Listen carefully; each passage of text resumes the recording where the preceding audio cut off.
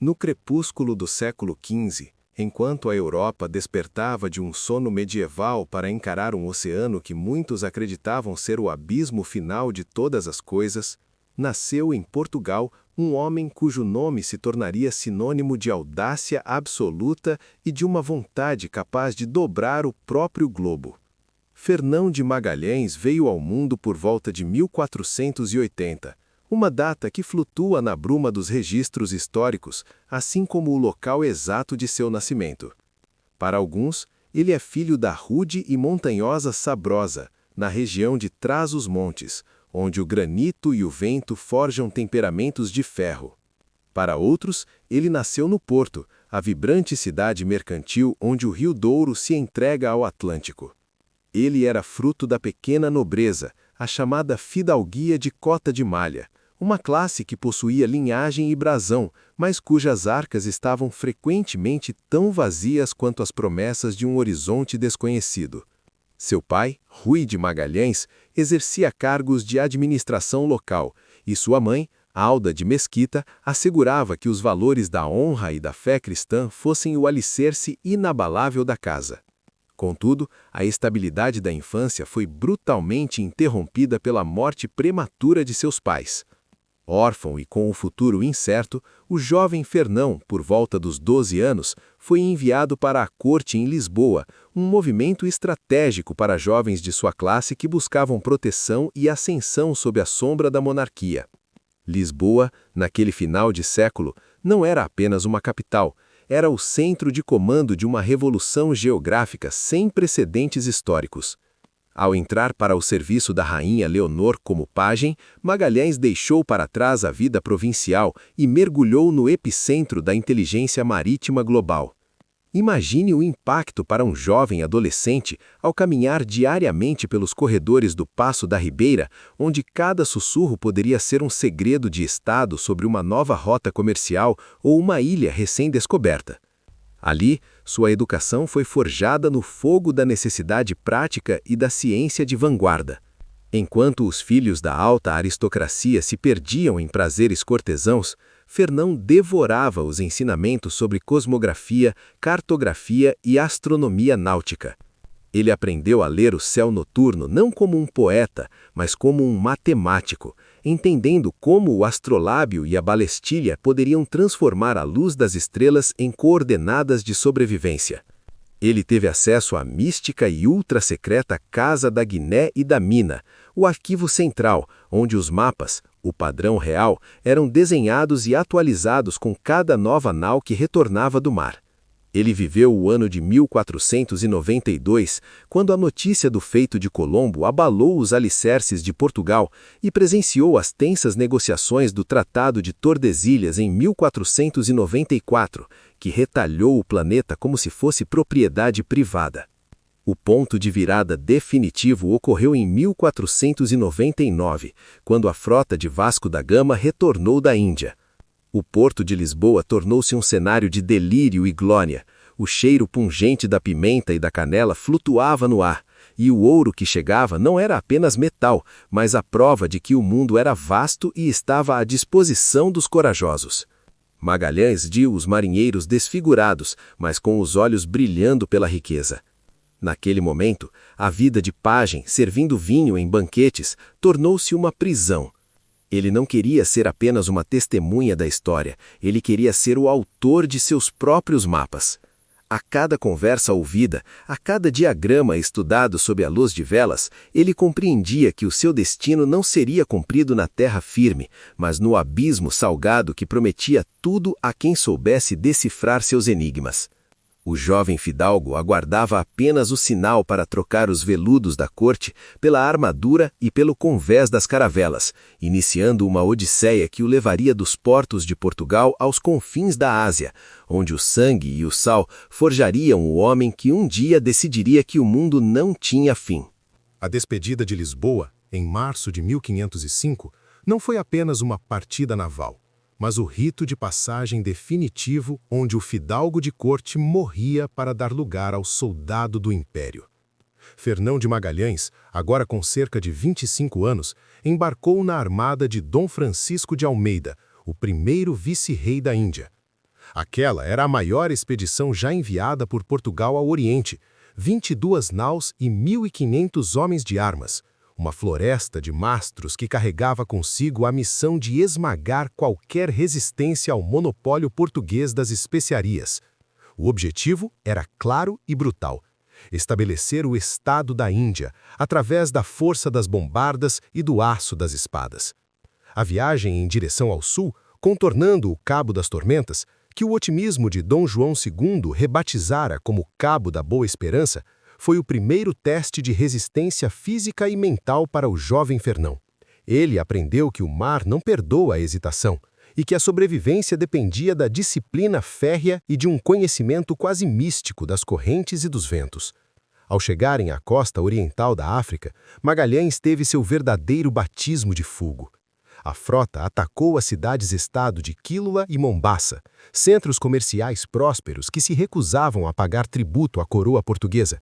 Ali, entre as ruelas estreitas e as casas de pedra branca manchadas de sangue, Fernão lutou como soldado de infantaria, sentindo pela primeira vez o peso da armadura sobre o sol implacável dos trópicos e o cheiro acre da pólvora misturado ao suor. Ele não era mais o jovem que estudava mapas em bibliotecas silenciosas.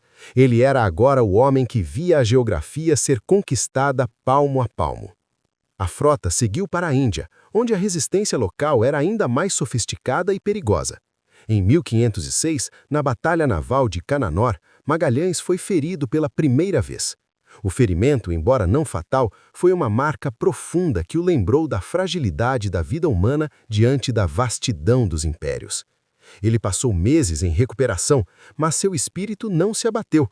Pelo contrário, ele usou esse tempo para observar a política complexa do Oceano Índico, onde árabes, egípcios, venezianos e reinos indianos formavam uma aliança desesperada para expulsar os intrusos ibéricos.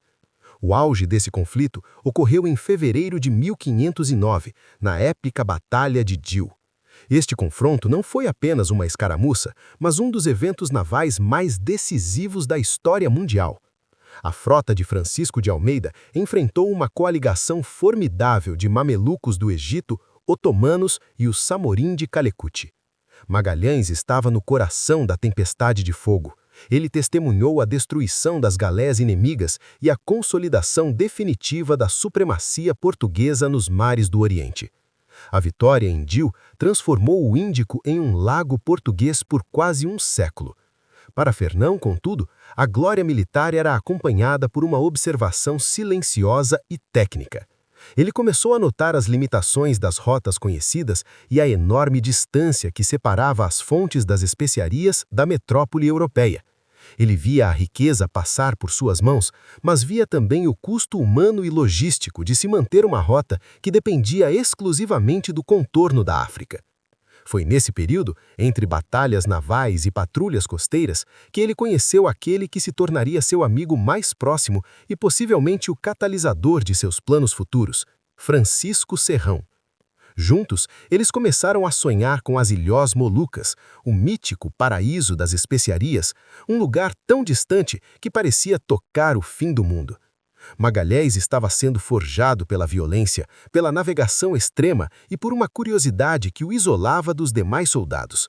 Ele não buscava apenas ouro ou promoções fáceis, ele buscava compreender a geometria oculta do planeta. Enquanto o Estado da Índia se consolidava sob o comando de Afonso de Albuquerque, Magalhães preparava-se para o próximo desafio, a conquista de Malaca, o grande entreposto que ligava o Índico ao Mar da China, um lugar onde ele encontraria não apenas a glória, mas as pistas finais para seu destino transoceânico. A queda de Malaca, em 1511, não representou apenas a captura do maior entreposto comercial do Sudeste Asiático. Para Fernão de Magalhães, foi o momento em que as peças do quebra-cabeça global começaram a se encaixar de forma irreversível. Sob o comando implacável de Afonso de Albuquerque, Magalhães participou do cerco e da invasão desta cidade que era conhecida como a Veneza do Oriente, um lugar onde, segundo os cronistas, falavam-se mais de 80 línguas e onde o ouro, a seda e as especiarias fluíam em quantidades que desafiavam a imaginação europeia. Durante o combate brutal pela posse da ponte estratégica de Malaca, Fernão demonstrou uma bravura que foi muito além do dever militar. Em meio ao caos de flechas envenenadas e ataques de elefantes de guerra, ele salvou novamente a vida de seu grande amigo Francisco Serrão, impedindo que ele fosse cercado pelas forças do sultão. Foi nesta cidade conquistada que Magalhães adquiriu aquele que seria o seu companheiro mais enigmático e fiel, um escravo malaio que ele batizou como Henrique. Mal sabia Fernão que Henrique, ao cruzar o mundo ao seu lado, tornar-se-ia uma peça fundamental na prova viva da esfericidade da Terra. Enquanto Albuquerque consolidava o domínio em Malaca, uma pequena expedição de 3 navios, incluindo o Serrão, foi enviada para localizar as lendárias Ilhas Molucas, a fonte primária do cravo e da noz moscada. Embora Magalhães não tenha seguido nesta viagem inicial, ele manteve uma correspondência febril com Serrão, que acabou naufragando e estabelecendo-se em Ternate como conselheiro do sultão local.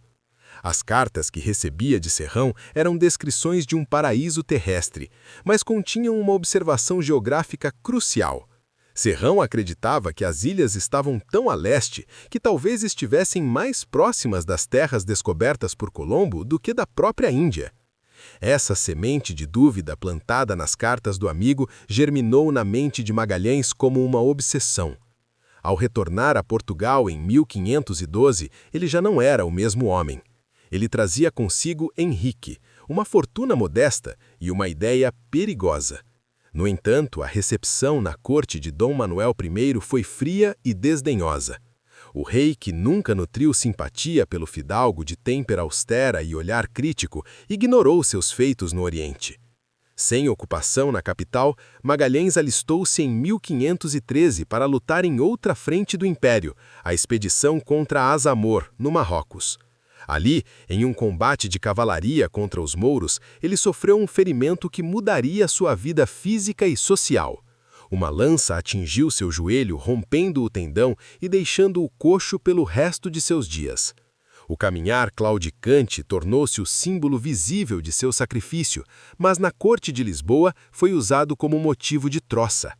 Para piorar, Magalhães foi acusado injustamente de negociar ilegalmente gado com o inimigo mourisco para obter lucro pessoal. Indignado com a mancha em sua honra, ele abandonou Marrocos e viajou a Portugal para confrontar o rei, mas Dom Manuel recusou-se a ouvi-lo, ordenando que ele retornasse ao Marrocos para enfrentar o julgamento. Embora tenha sido posteriormente absolvido de todas as acusações, o dano estava feito. O abismo entre o monarca e o navegador tornou-se intransponível. Em um último encontro humilhante, Magalhães pediu um modesto aumento em sua tensa real e a permissão para liderar uma nova expedição. O rei não apenas negou o pedido, como deu a entender que não se importaria se Magalhães oferecesse seus serviços a qualquer outro senhor. Este foi o erro fatal de Dom Manuel. Fernão de Magalhães, o homem que conhecia os segredos dos mapas e as correntes do Oriente, que possuía as cartas de Serrão e a lealdade de Henrique, decidiu que seu destino não mais pertenceria a Portugal. Ele começou a se reunir secretamente com Rui Faleiro, um cosmógrafo brilhante, porém instável, que compartilhava da mesma teoria. Havia uma passagem pelo sul do novo continente americano que levaria diretamente às Molucas. Juntos, eles traçaram um plano de audácia sem paralelos, preparando-se para cometer o que muitos considerariam a traição máxima: oferecer o mundo em uma bandeja de prata ao maior rival da coroa portuguesa, o jovem rei Carlos I da Espanha. A queda de Malaca, em 1511, não representou apenas a captura do maior entreposto comercial do Sudeste Asiático. Para Fernão de Magalhães, foi o momento em que as peças do quebra-cabeça global começaram a se encaixar de forma irreversível. Sob o comando implacável de Afonso de Albuquerque, Magalhães participou do cerco e da invasão desta cidade que era conhecida como a Veneza do Oriente, um lugar onde, segundo os cronistas, falavam-se mais de 80 línguas e onde o ouro, a seda e as especiarias fluíam em quantidades que desafiavam a imaginação europeia. Durante o combate brutal pela posse da ponte estratégica de Malaca, Fernão demonstrou uma bravura que foi muito além do dever militar. Em meio ao caos de flechas envenenadas e ataques de elefantes de guerra, ele salvou novamente a vida de seu grande amigo Francisco Serrão, impedindo que ele fosse cercado pelas forças do sultão. Foi nesta cidade conquistada que Magalhães adquiriu aquele que seria o seu companheiro mais enigmático e fiel, um escravo malaio que ele batizou como Henrique. Mal sabia Fernão que Henrique, ao cruzar o mundo ao seu lado, tornar-se-ia uma peça fundamental na prova viva da esfericidade da terra. Enquanto Albuquerque consolidava o domínio em Malaca, uma pequena expedição de 3 navios, incluindo Serrão, foi enviada para localizar as lendárias Ilhas Molucas, a fonte primária do cravo e da noz moscada. Embora Magalhães não tenha seguido nesta viagem inicial, ele manteve uma correspondência febril com Serrão, que acabou naufragando e estabelecendo-se em Ternate como conselheiro do sultão local. As cartas que recebia de Serrão eram descrições de um paraíso terrestre, mas continham uma observação geográfica crucial. Serrão acreditava que as ilhas estavam tão a leste que talvez estivessem mais próximas das terras descobertas por Colombo do que da própria Índia. Essa semente de dúvida plantada nas cartas do amigo germinou na mente de Magalhães como uma obsessão. Ao retornar a Portugal em 1512, ele já não era o mesmo homem. Ele trazia consigo Henrique, uma fortuna modesta e uma ideia perigosa. No entanto, a recepção na corte de Dom Manuel I foi fria e desdenhosa. O rei, que nunca nutriu simpatia pelo fidalgo de têmpera austera e olhar crítico, ignorou seus feitos no Oriente. Sem ocupação na capital, Magalhães alistou-se em 1513 para lutar em outra frente do império, a expedição contra Azamor, no Marrocos. Ali, em um combate de cavalaria contra os mouros, ele sofreu um ferimento que mudaria sua vida física e social. Uma lança atingiu seu joelho, rompendo o tendão e deixando-o coxo pelo resto de seus dias. O caminhar claudicante tornou-se o símbolo visível de seu sacrifício, mas na corte de Lisboa foi usado como motivo de troça. Para piorar, Magalhães foi acusado injustamente de negociar ilegalmente gado com o inimigo mourisco para obter lucro pessoal. Indignado com a mancha em sua honra, ele abandonou Marrocos e viajou a Portugal para confrontar o rei, mas Dom Manuel recusou-se a ouvi-lo, ordenando que ele retornasse ao Marrocos para enfrentar o julgamento. Embora tenha sido posteriormente absolvido de todas as acusações, o dano estava feito. O abismo entre o monarca e o navegador tornou-se intransponível. Em um último encontro humilhante, Magalhães pediu um modesto aumento em sua tensa real e a permissão para liderar uma nova expedição. O rei não apenas negou o pedido, como deu a entender que não se importaria se Magalhães oferecesse seus serviços a qualquer outro senhor. Este foi o erro fatal de Dom Manuel. Fernão de Magalhães, o homem que conhecia os segredos dos mapas e as correntes do Oriente, que possuía as cartas de Serrão e a lealdade de Henrique, decidiu que seu destino não mais pertenceria a Portugal. Ele começou a se reunir secretamente com Rui Faleiro, um cosmógrafo brilhante, porém instável, que compartilhava da mesma teoria. Havia uma passagem pelo sul do novo continente americano que levaria diretamente às Molucas.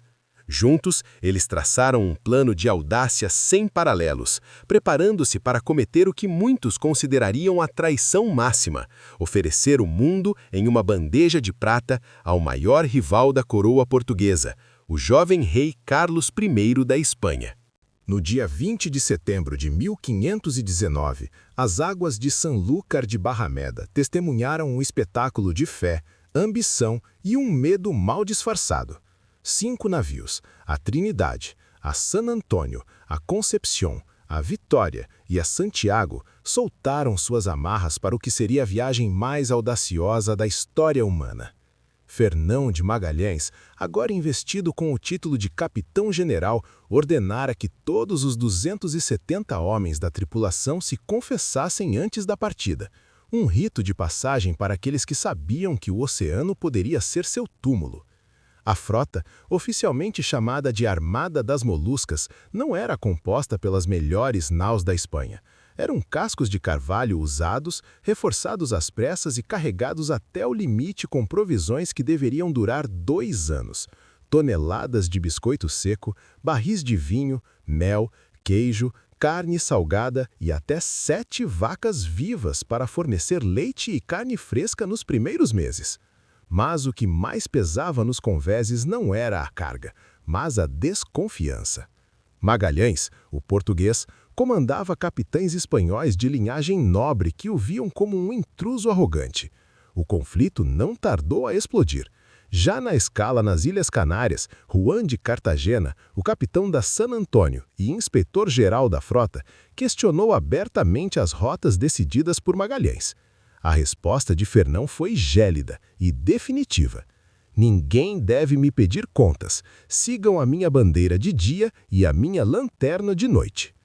A travessia do Atlântico em direção ao sul foi um teste de resistência psicológica. A frota mergulhou nas zonas de calmaria da linha do Equador, onde o calor era tão opressivo que a breu das juntas do navio derretia e os homens deliravam sob um sol implacável. Sem vento, os navios ficaram imobilizados por semanas, cercados por tempestades elétricas aterrorizantes. Foi em uma dessas noites de pânico que surgiu o fogo de San Telmo, uma descarga elétrica luminosa nos mastros que os marinheiros interpretaram como um sinal divino de proteção. Magalhães, usando esses fenômenos e sua disciplina de aço, manteve a frota unida até avistarem o litoral da América do Sul. Em 13 de dezembro, eles ancoraram na Baía de Guanabara, no atual Rio de Janeiro, local que batizaram de Santa Luzia. Durante 13 dias, os europeus acreditaram ter encontrado o paraíso. O contraste entre a rigidez da vida a bordo e a liberdade das tribos tupinambás foi um choque cultural imenso. Os marinheiros trocavam espelhos, anzóis e pedaços de vidro por comida fresca, papagaios e a companhia das mulheres nativas, que viam aqueles homens de barba como seres estranhos vindos do mar. No entanto, para Magalhães, o paraíso era apenas uma distração. Sua mente estava obcecada pelo Rio de la Plata, a imensa foz que o navegador Juan de Solís explorara anos antes e onde encontrara a morte. Fernão estava convencido que ali, naquele braço de mar, estaria a passagem para o outro lado. Ao chegarem ao Rio de la Plata, em janeiro de 1520, a decepção foi amarga. Magalhães ordenou que a Santiago explorasse as águas, mas após dias de sondagem, o veredito foi devastador. A água tornava-se doce e o leito subia. Era um rio, não um oceano. O erro geográfico poderia ter destruído qualquer outro comandante, mas Magalhães ordenou que a frota seguisse ao sul, em direção ao desconhecido absoluto. O clima começou a mudar drasticamente. O verão austral terminava e os ventos antárticos começaram a fustigar as naus com uma violência sem precedentes. A costa tornava-se cada vez mais desolada, fria e cinzenta. Os capitães espanhóis, liderados por Cartagena e Gaspar de Quesada, começaram a conspirar abertamente, exigindo o retorno para a Espanha ou para o Brasil. Em 30 de março, com as provisões diminuindo e a neve começando a cair, Magalhães avistou uma baía protegida que chamou de Porto de São Julião, na Patagônia. Ele anunciou que a frota passaria o inverno ali, racionando ainda mais os alimentos. Foi o erro final para os seus opositores. Na noite de Páscoa, a traição saiu das sombras. 3 dos 5 navios foram tomados por amotinados. Magalhães encontrava-se cercado, em águas geladas, com a maioria de sua força virada contra ele.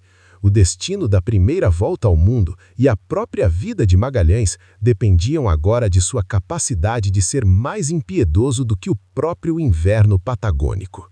Naquela noite gélida de abril de 1520, as águas escuras do Porto de São Julião tornaram-se o palco de um xadrez mortal, onde o prêmio era a própria sobrevivência da expedição. Fernão de Magalhães, isolado em sua nau capitânia, a Trinidad, sabia que a hesitação seria sua sentença de morte. Os amotinados, liderados pelos capitães espanhóis Quesada, Mendoza e Cartagena, controlavam agora 3 dos 5 navios e detinham a maioria do poder de fogo. Eles enviaram uma mensagem exigindo que Magalhães abandonasse o racionamento e seguisse as ordens dos capitães de Castela. A resposta de Fernão não veio por palavras, mas por uma astúcia implacável que definiria sua lenda como estrategista. Ele enviou o oficial Gonçalo Gomes de Espinosa em um pequeno esquife até a Victória, carregando uma carta para o capitão Mendonça. Enquanto Mendonça lia a mensagem com um sorriso de desdém, Espinosa sacou um punhal oculto e o degolou em um movimento único e silencioso. Quase simultaneamente, uma força de assalto escondida em outro barco subiu a bordo e retomou o controle da nau antes que os marinheiros pudessem reagir. Com a Victória de volta ao seu lado, Magalhães bloqueou a saída da baía com a Trinidad, a Victória e a Santiago, forçando os 2 navios restantes ao confronto ou à rendição. Sob o peso das bombardas prontas para disparar, o motim desmoronou. A justiça de Magalhães foi tão fria quanto o vento patagônico. Ele não podia executar todos os amotinados, pois precisava de braços para navegar, mas precisava esmagar qualquer semente futura de rebeldia. Gaspar de Quezada foi condenado à morte por decapitação. Ironicamente, seu próprio servo, Luís de Molino, foi forçado a ser o carrasco para salvar a própria pele. O corpo de Quezada e o de Mendonça foram esquartejados e exibidos em estacas na praia, um aviso macabro que pairou sobre a tripulação durante todo o inverno. Quanto a Juan de Cartagena e a um padre conspirador, Santos de la Reina, Magalhães reservou um destino que muitos consideravam pior que a morte: o abandono. Quando a frota finalmente partisse, eles seriam deixados naquela terra desolada, com apenas um pouco de pão e vinho, entregues à solidão e ao gelo da Patagônia. Durante os 5 meses de inverno que se seguiram, a frota viveu um isolamento quase absoluto, mas foi ali que ocorreu um dos encontros mais surreais da Era das Descobertas. Um dia, um gigante apareceu na praia, quase nu, cantando e dançando, jogando areia sobre a cabeça em um sinal de passo. Antônio Pigafetta, o cronista da viagem, descreveu homens tão altos que a cabeça dos europeus chegava apenas às suas cinturas. Magalhães os chamou de patagones, possivelmente devido aos seus pés enormes envoltos em peles de guanaco, que deixavam rastros gigantescos na areia. Este encontro deu nome à região que hoje conhecemos como Patagônia. Contudo, a tragédia continuava a rondar a armada. Magalhães ordenou que a pequena e ágil Santiago, sob o comando de Juan Serrano, explorasse o litoral ao sul em busca da passagem. Em maio, durante uma tempestade violenta na foz do rio Santa Cruz, a Santiago foi arremessada contra as rochas e naufragou. Miraculosamente, quase toda a tripulação sobreviveu ao impacto inicial, mas viram-se presos em uma costa hostil, a quilômetros de distância do porto de São Julião. 2 marinheiros realizaram uma jornada sobre-humana de 11 dias, através de pântanos e montanhas geladas, alimentando-se apenas de ervas para buscar socorro. Magalhães organizou o resgate, mas a perda da nau foi um golpe logístico severo. Agora, com apenas 4 navios e o trauma do motim e do naufrágio pesando sobre as costas, a determinação de Fernão foi testada ao limite. Em 24 de agosto de 1520, ele ordenou que as âncoras fossem levantadas. Ele sabia que o tempo estava correndo contra ele e que as provisões estavam minguando, mas sua bússola interna apontava inflexivelmente para o sul. Ele não estava apenas procurando um caminho, ele estava caçando uma obsessão que o levaria às portas de um labirinto de águas tortuosas, onde o destino da sua expedição e a forma definitiva do mapa-mundi seriam decididos entre paredões de gelo e correntes traiçoeiras que nenhum europeu jamais havia ousado enfrentar.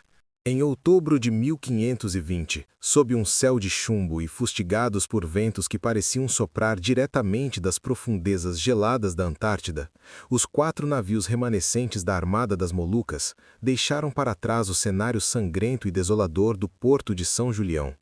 A determinação de Fernão de Magalhães havia se transformado em uma força da natureza, uma obsessão blindada que não admitia recuos nem dúvidas.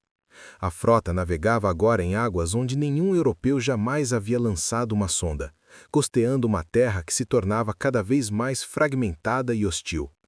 Em 21 de outubro, dia consagrado às 11.000 virgens, a linha da costa subitamente recuou, revelando um promontório arenoso que Magalhães batizou de Cabo das Virgens.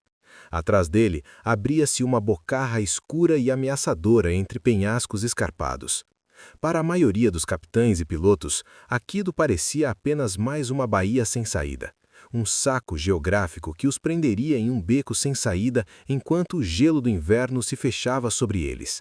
Mas Magalhães, movido por uma intuição que desafiava a lógica, ou talvez por segredos guardados em mapas que ele se recusava a mostrar, ordenou que a San Antônio e a Concepción entrassem na abertura para explorar. Uma tempestade de violência cataclísmica irrompeu quase imediatamente, empurrando as duas naus para dentro do canal e ocultando-as da vista de Magalhães por 2 dias terríveis. Durante esse tempo, o capitão-general acreditou que havia perdido metade de sua frota restante. No entanto, quando os navios finalmente reapareceram, eles não vinham em sinal de luto, mas disparando suas bombardas e agitando bandeiras em um delírio de alegria. O capitão da Concepción, Juan Serrano, relatou o impossível.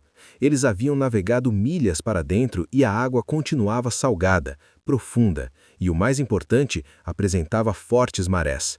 Aquilo não era um rio nem uma baía fechada. Era, finalmente, o Passo. O labirinto que hoje leva o seu nome, o Estreito de Magalhães, revelou-se um cenário de beleza aterrorizante e desolada. Eram 600 quilômetros de canais tortuosos, onde paredões de granito cobertos de neve eterna erguiam-se a milhares de metros diretamente das águas gélidas. As correntes eram tão imprevisíveis e os ventos, os temidos Willy Walls, desciam das montanhas com tanta fúria que as naus pareciam brinquedos de madeira à deriva.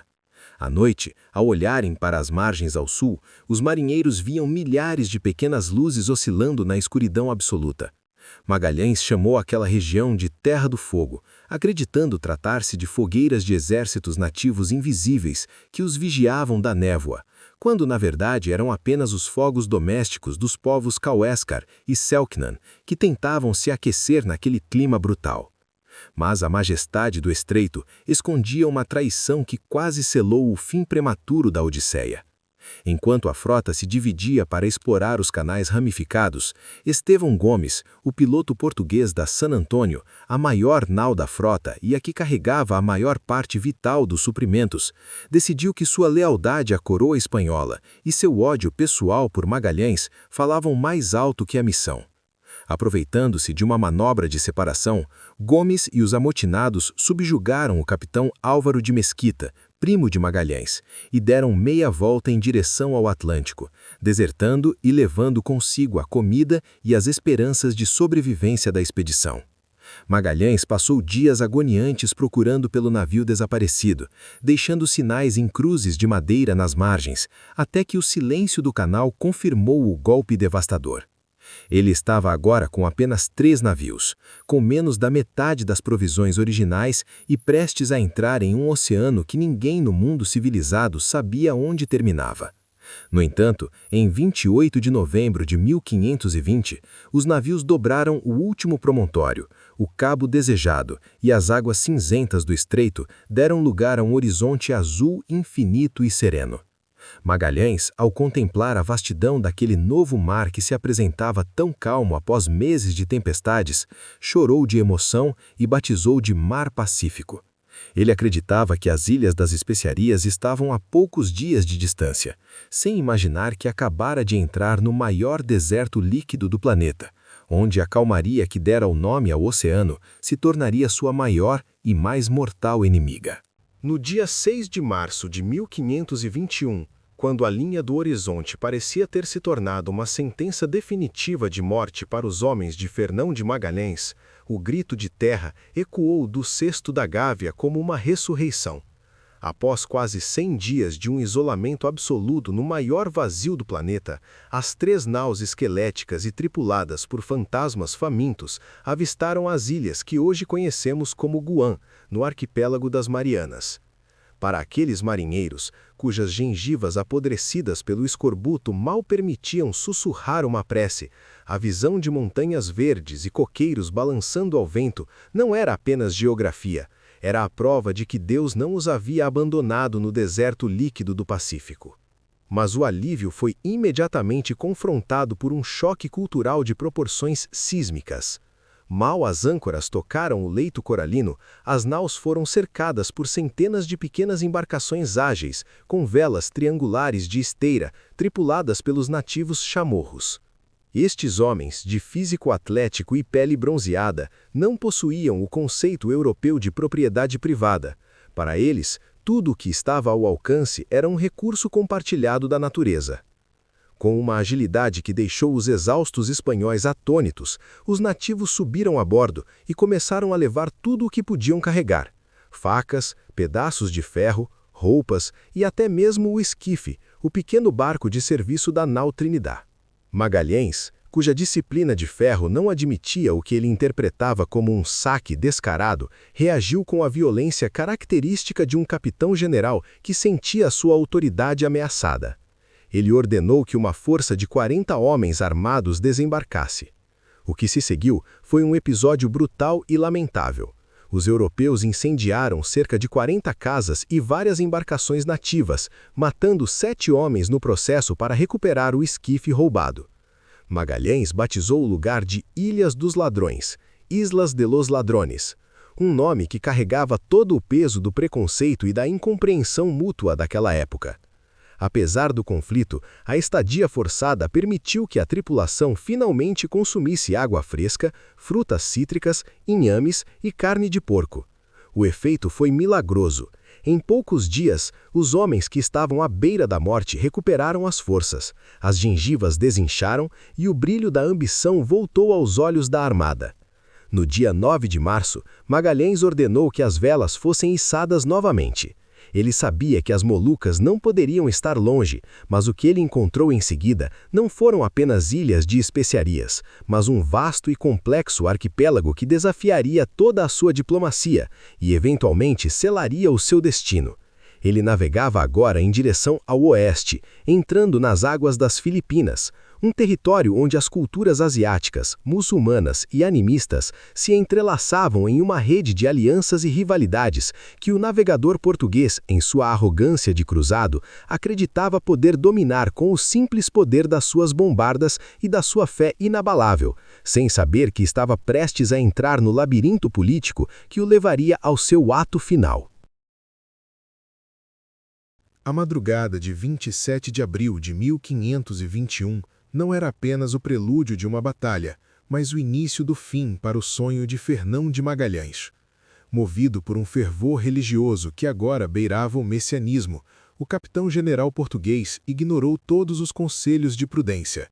Ele acreditava, com uma fé inabalável e fatal, que a superioridade tecnológica do aço europeu seria suficiente para esmagar qualquer resistência pagã.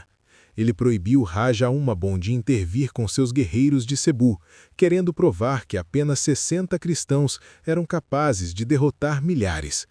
À meia-noite, 3 pequenos barcos partiram em direção à ilha de Mactã. Magalhães estava acompanhado por apenas 49 homens armados, deixando o restante para guardar as naus.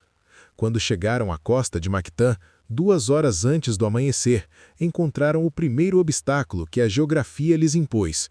Os recifes de coral e a maré baixa impediam que os barcos chegassem à praia.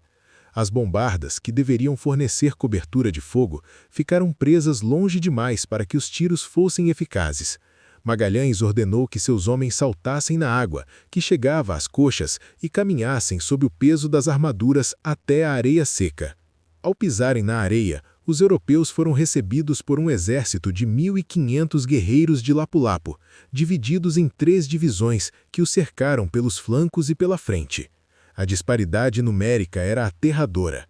Os nativos, conhecedores profundos das fraquezas dos invasores, perceberam rapidamente que as couraças e os capacetes de ferro protegiam apenas o tronco e a cabeça dos espanhóis.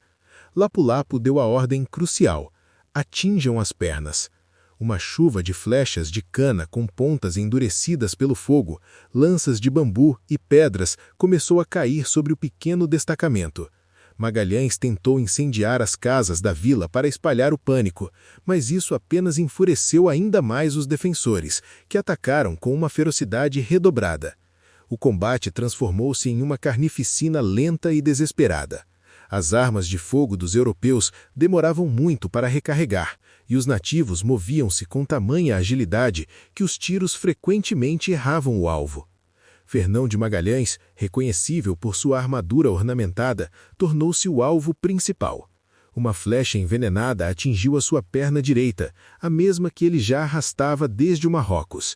Ele ordenou uma retirada lenta, mas o pânico tomou conta da maioria de seus homens, que fugiram em direção aos barcos, deixando apenas um punhado de leais seguidores ao lado do capitão. A agonia de Magalhães durou mais de 1 hora sob o sol da manhã. Ele lutava bravamente, protegendo a retirada de seus subordinados, enquanto recebia sucessivos golpes. Uma lança de bambu atingiu-lhe o rosto. Ele revidou, mas ao tentar sacar a espada, percebeu que seu braço direito fora gravemente ferido por uma cimitarra. Vendo o líder vacilar, os guerreiros de Mactã lançaram-se sobre ele. Magalhães caiu de bruços na água rasa, sendo golpeado repetidamente até que a vida o abandonasse. Pigafetta escreveu com lágrimas que mataram o nosso espelho, a nossa luz, o nosso conforto e o nosso verdadeiro guia. Com a morte de seu líder, os sobreviventes fugiram para Cebu, mas o pesadelo estava apenas começando. A invencibilidade dos estrangeiros fora destruída. Raja Humabon, percebendo que os europeus eram mortais, mudou de lado. Henrique de Malaca, o escravo que esperava ser libertado pelo testamento de Magalhães, foi humilhado pelos novos capitães e conspirou com Humabon. Em 1º de maio, os oficiais foram convidados para um banquete de despedida em terra firme. Foi uma armadilha sangrenta. 24 dos principais tripulantes foram massacrados durante o jantar. Dos navios, os marinheiros ouviam os gritos, mas nada podiam fazer. Juan Serrano foi levado até a margem, ferido, implorando por socorro, mas os comandantes remanescentes decidiram levantar âncora e fugir. A frota deixou Serrano entregue à morte e Cebu para trás. Agora, com apenas 115 sobreviventes, perceberam que tinham navios demais para poucos braços. A nau Concepção foi queimada próximo à ilha de Bohol, para evitar que caísse em mãos inimigas. Restavam apenas a Trinidade e a Vitória. A Odisseia continuava agora sem Magalhães, uma armada sem cabeça, vagando pelas águas desconhecidas, procurando o caminho para as Molucas, enquanto o fantasma do capitão-general pairava sobre os convéses como uma lembrança constante do preço de medir o mundo com o próprio sangue. A fuga desesperada das águas de Cebu deixou para trás não apenas os corpos de Magalhães e de seus capitães mais experientes, mas também o que restava da bússola moral da expedição. O que restava da Armada das Molucas era agora uma frota fantasma, tripulada por homens exaustos, assolados por doenças e liderada por oficiais que mal conseguiam manter a autoridade sobre uma marujada à beira do motim permanente. Com a queima da Concepción nas águas de Bohol, a expedição reduziu-se à Trinidade e à Vitória. Durante 6 meses, esses 2 navios vagaram de forma errática pelo arquipélago indonésio, como se o mar se recusasse a entregar o segredo que Magalhães tanto buscara. Sob o comando inicial de João Lopes Carvalho, um homem cujas decisões eram frequentemente questionadas pela sua falta de firmeza, os navios navegaram para o sudoeste, alcançando a grande ilha de Palawan. Ali, encontraram um breve alívio na abundância de arroz e frutas, mas a obsessão pelas especiarias continuava a ser o motor de cada movimento. A frota seguiu então para a rica e poderosa cidade de Brunei, na ilha de Bornéu. O encontro com a civilização islâmica de Brunei foi um choque de magnificência para os europeus. Eles foram recebidos por mensageiros do sultão em canoas ornamentadas com ouro e seda e conduzidos até a cidade, que se erguia sobre estacas no rio, por elefantes domesticados cobertos com panos de veludo. A ostentação de riqueza em Brunei, com seus palácios de madeira entalhada, exércitos de guardas armados com cimitarras e porcelanas chinesas, superava qualquer coisa que tivessem visto nas Filipinas. No entanto, o clima de desconfiança mútua rapidamente azedou a estadia. Carvalho, temendo uma armadilha após a captura de alguns de seus homens, ordenou um ataque preventivo a juncos locais, capturando navios e tesouros, mas perdendo qualquer chance de uma aliança sólida. Esse episódio de pirataria marcou a deposição de Carvalho e a ascensão de dois homens que seriam os responsáveis por escrever o capítulo final desta odisseia. O fiel Gonzalo Gomes de Espinosa, que assumiu o comando da Trinidade, e o experiente piloto basco Juan Sebastião Elcano, que tomou o leme da vitória. Sob a nova liderança, os navios deixaram Bornéu e, finalmente, em 8 de novembro de 1521, o momento pelo qual tantos haviam morrido finalmente aconteceu. As nuvens dissiparam-se para revelar os picos vulcânicos das Ilhas Molucas, Ternate, Tidore, Mutir, Machian e Bachian. Ao ancorarem em Tidore, os marinheiros foram envolvidos por um aroma que nenhum mapa conseguia descrever. O cheiro pungente e adocicado do cravo da Índia, a especiaria mais valiosa do mundo, preenchia o ar como uma promessa de fortuna imortal. O sultão de Tidore, Almansor, inimigo dos portugueses que já estavam estabelecidos na ilha vizinha de Ternate, recebeu os espanhóis como aliados enviados pelos céus. Durante semanas, a Trinidade e a Vitória foram carregadas com toneladas de cravo, trocadas por tecidos, bondas de vidro e facas de ferro. O ouro vegetal preenchia os porões até quase o limite de flutuação das naus. Os homens, que haviam comido couro e ratos no Pacífico, agora caminhavam sobre uma fortuna que poderia comprar cidades inteiras na Europa. No entanto, a alegria da conquista foi subitamente interrompida por uma falha técnica devastadora. Quando se preparavam para partir, em 18 de dezembro, a Trinidade, sobrecarregada pelo peso da carga e desgastada por anos de mares tropicais, começou a fazer água de forma alarmante. Um rombo no casco ameaçava afundar a capitânia ali mesmo no porto. O conserto levaria meses e os navios portugueses patrulhavam a região em busca dos intrusos castelhanos. Diante do perigo iminente, Elcano e Espinosa tomaram uma decisão dolorosa. A frota se dividiria. A Trinidade permaneceria em Tidore para reparos e tentaria retornar à Espanha navegando pelo Pacífico em direção ao Panamá. Já a Vitória, sob o comando de Elcano, tentaria o impossível: navegar para o oeste, cruzando o Oceano Índico dominado pelos portugueses, contornando a África e subindo o Atlântico sem ser capturada. Era uma aposta suicida contra as correntes, os ventos e os impérios, mas era a única chance de que a notícia da descoberta de Magalhães e o precioso cravo chegasse algum dia ao rei da Espanha. Em 21 de dezembro de 1521, a Vitória soltou suas amarras das Ilhas Molucas, carregando 60 almas, 47 europeus e 13 nativos, em uma das jornadas mais desesperadas e solitárias da história marítima. Sob o comando de Juan Sebastián Elcano, um homem que começara a expedição como um amutinado em São Julião e agora carregava o peso de uma promessa impossível, a pequena nau mergulhou no Oceano Índico. A estratégia de Elcano era de uma audácia suicida. Para evitar as frotas portuguesas que patrulhavam as rotas comerciais conhecidas, ele decidiu navegar por águas proibidas, muito mais ao sul do que qualquer navegador ousara, longe da vista de qualquer costa ou porto amigo. O Índico, que deveria ser um caminho de volta, tornou-se um novo deserto azul, onde o medo de serem capturados e enforcados pelos portugueses era a única coisa maior que a fome que voltava a assombrar os conveses. Durante meses, a Vitória navegou sem tocar terra firme, percorrendo mais de 15.000 quilômetros de mar aberto. A situação a bordo tornou-se rapidamente uma repetição do pesadelo do Pacífico, mas com um agravante: o navio estava em frangalhos. A madeira, castigada pelos teredos e pelo sol tropical, rangia a cada onda. As velas, remendadas exaustivamente, ameaçavam rasgar-se sob os ventos fortes do sul. A comida, outrora abundante em Tidore, apodreceu novamente. O cravo da Índia, que valia uma fortuna em ouro, era agora o único lastro da nau, mas os homens não podiam comer o perfume. O escorbuto voltou a atacar, e a cada semana um corpo era lançado ao mar. Elcano mantinha uma disciplina férrea, sabendo que qualquer desvio para o norte, em busca de provisões na costa africana, significaria a prisão certa em feitorias portuguesas como Moçambique ou Quilua. Em maio de 1522, a Victoria enfrentou seu maior obstáculo físico, o Cabo da Boa Esperança. Durante semanas, tempestades antárticas fustigaram o navio que tentava contornar o extremo sul da África. Os marinheiros, famintos e doentes, passavam dias e noites nas bombas de esgoto para impedir que a nau afundasse sobre o peso das ondas colossais.